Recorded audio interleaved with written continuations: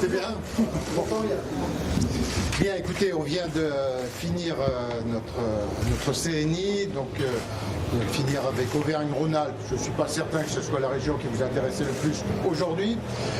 Pour ce qui est de Provence-Alpes-Côte d'Azur, écoutez, c'est un très bon résultat puisqu'on arrive à un vote non pas unanime, mais 68 votants, 5 contre et 3 abstentions, en clarifiant les choses que nous avions vues précédemment avec Renaud Muselier.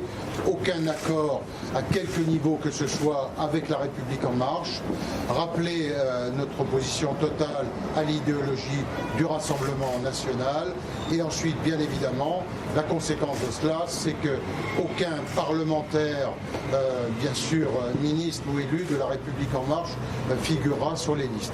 Les têtes de liste ont été annoncées et ensuite Renaud Muselier va composer les listes départementales avec les têtes de liste qu'il a annoncées, mais avec les présidents et les secrétaires départementaux des fédérations Les Républicains dans chaque département.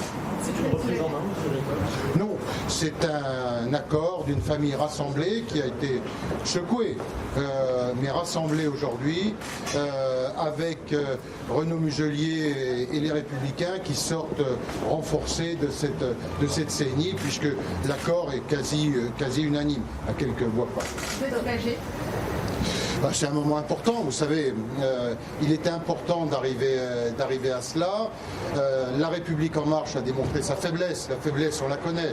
Ils sont incapables de constituer une liste, incapables de porter un projet alternatif, uniquement capables de manœuvres et de nuisances.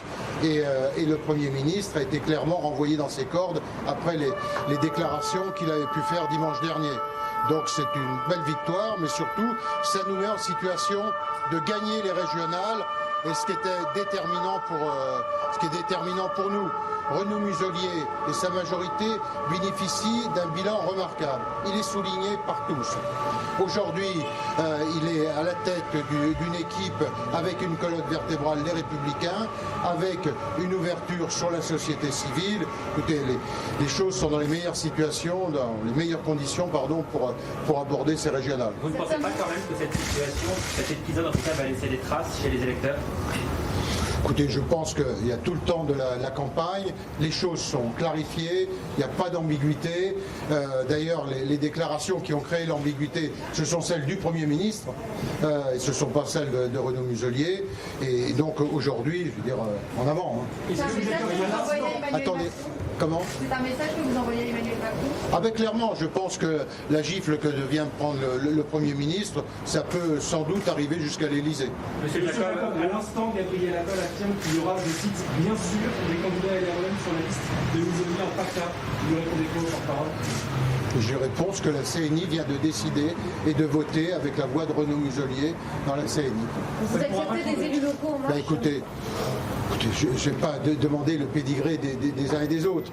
La réalité, on vous l'a dit, il n'y aura aucun parlementaire, aucun ministre bien évidemment, et aucun accord à quelque niveau, que ce soit avec La République En Marche. Et tout cela a été voté très largement et Renaud Muselier l'a voté, accepté par l'ensemble de ces têtes de liste régionales et des élus régionaux qui étaient là.